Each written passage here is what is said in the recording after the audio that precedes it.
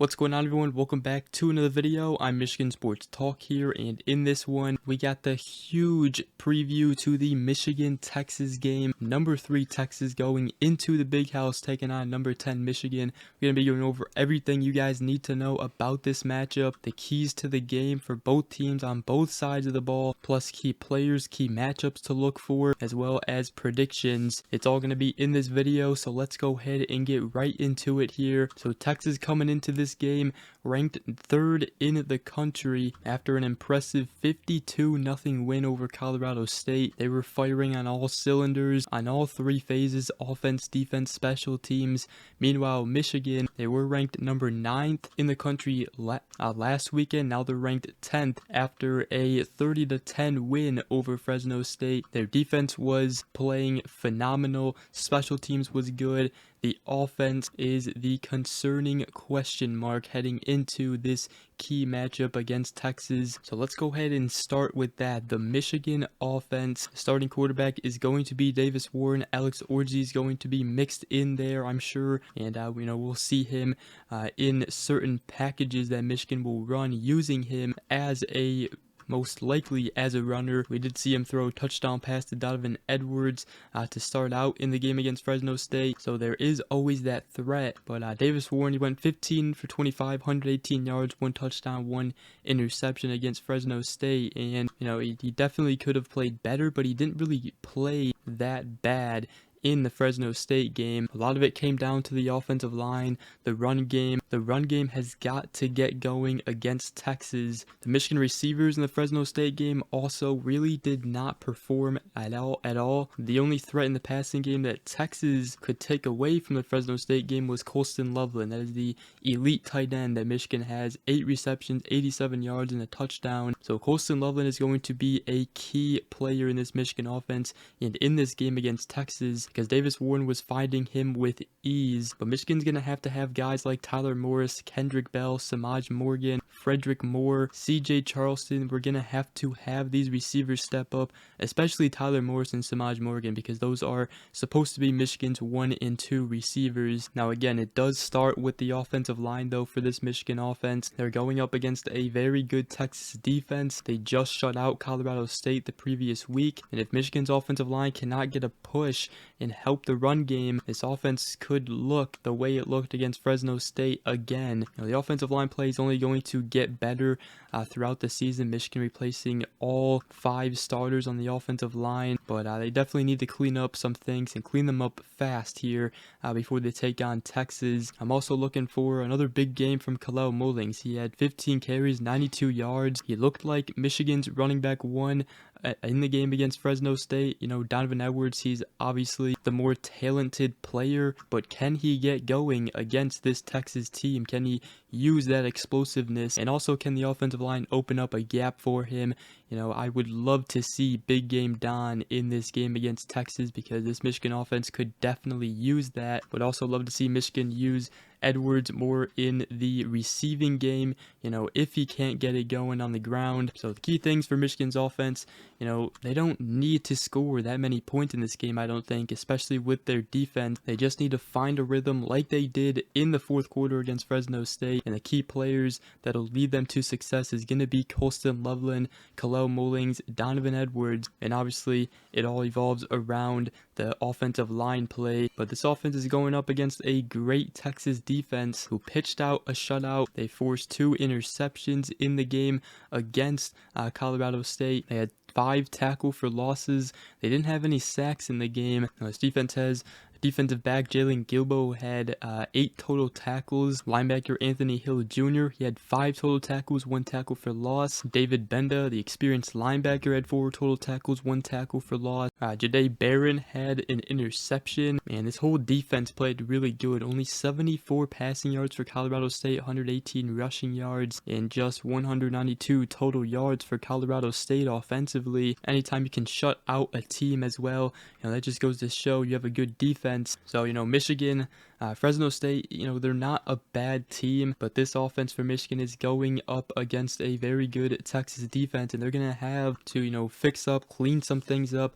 But I think really the main thing is the offensive line, the running game. If Michigan can get that going like they did in the fourth quarter against Fresno State, you could see a whole different offense for Michigan, because when they have success running the ball, it opens up everything for this offense. But I think one of the biggest matchups is going to be Texas' offense against Michigan's defense.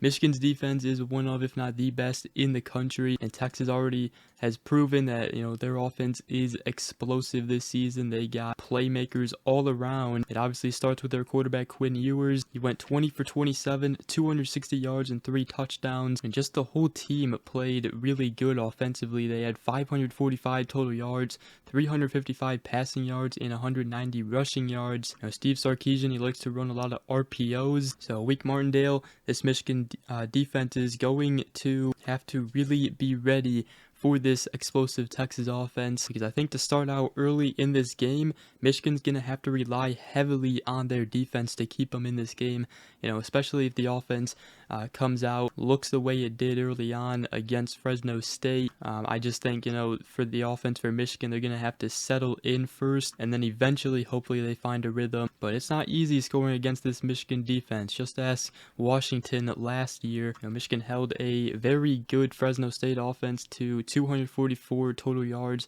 They had 235 passing yards and just 9 rushing yards, and that is going to be a key thing in this game. If Michigan can stop the run against Texas, that is going to be absolutely huge, and obviously they need to get pressure on Quinn Ewers.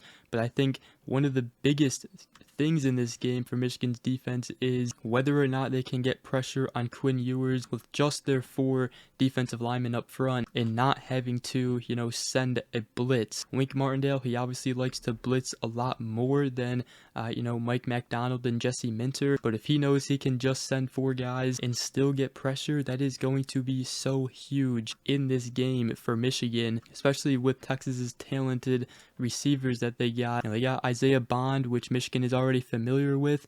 They played him when he was at Alabama in the Rose Bowl. So Will Johnson, he's already familiar with that matchup, and that is going to be a very good matchup, whoever Will Johnson is matched up with. But they also have Matthew Golden, DeAndre Moore Jr., who did have a quiet game against Colorado State, but they also have Ryan Wingo, who I believe is a freshman, and then Jonte Cook and Matthew Golden, which we already mentioned. When you look at Ryan Wingo, 70 receiving yards. Isaiah Bond had 61 yards, 1 touchdown. Jonte Cook, 56 yards. Matthew Golden, 50 yards. Their tight end, Gunnar Helm, had 42 yards. So this is a very, very good receiving room at Texas. And you just see, against Colorado State, how all of them, got their catches, got their yards. And you look at Texas' running attack, they got Jadon Blue and Jarek Gibson, which Texas, they lost, 2 running backs this offseason, but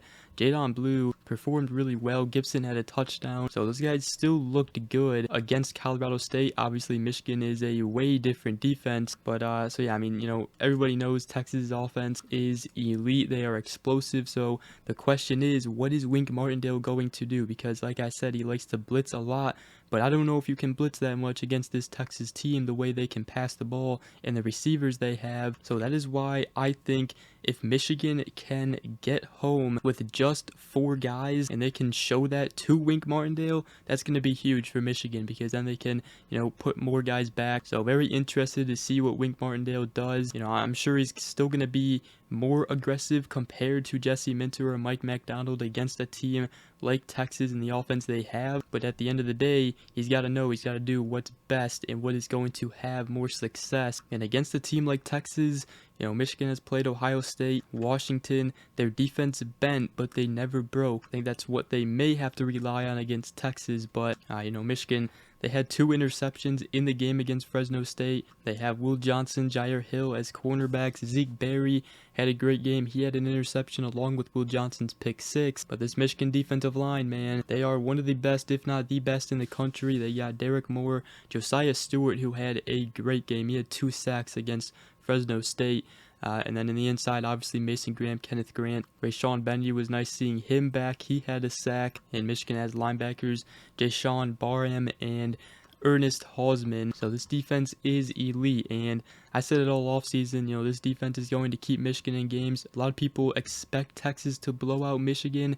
I don't think they're going to blow this team out though, and I think it could be a real close game, potentially a low scoring game as well. Obviously Michigan isn't favored. Texas has a 73.6% chance to win according to ESPN's matchup predictor. So Michigan is the underdog. I'm sure the players are just loving it. But let me know in the comment section down below how you guys see this game playing out, and what a way to find out from both teams who they really are this season in a week 2 matchup, top 10 battle. College game day is going to be there. Fox Big Noon Kickoff is going to be there. The whole college football world is going to be watching this game. So the keys to the game for Michigan's offensive line, they need them to perform at their best capability. They need to play better than they did against Fresno State, and really the whole offense has to find the rhythm they found at the end of the game against Fresno State. If they show up with that offense against Texas, they have a chance to win this game, especially with their defense. And like I said, they don't have to score that many points, I don't think. And for the Michigan defense, they got to stop the run and also get pressure on Ewers. And if they can get home with just 4 people, that is going to be huge for Wink Martindale in this defense. But Michigan, they got to win in the trenches. I think that's how they win this game, is winning the battle in the trenches, both in on the offensive line in the defensive line. I think if they win that, they can win this game. So I do think this game is going to be closer than people expect. Going to be a hostile environment. It's a maze out in the big house. So let me know you guys' score predictions. I don't really have a score prediction for this one. And right now, if I were to say, I would probably give the edge to Texas winning this game, but I do think Michigan can win this game. I just have to see more from their offense. So we're going to find out a lot more, and obviously, we should see a lot more from the offense from week 1 to week 2. So if Michigan wins, I could see them winning, with a score of like 24-21. And Dominic Zavada, I think he could be a big factor in this one for Michigan as well. We're going to need him to continue his success and knock some field goals in for Michigan in this one. So it's going to be fun. Can't wait to watch this one. Should be a great matchup. And again, I expect a close game. I think a lot of people expect it to be a blowout, but I think it's going to be a lot closer than they think, especially with this Michigan defense. But with that, that's going to wrap up this video. Hope you guys did enjoy. If you did, make sure you guys go ahead, drop a like, comment down below, and subscribe for more if you are new around here. I greatly appreciate it. Other than that, we will see you guys in the next video. Go Blue.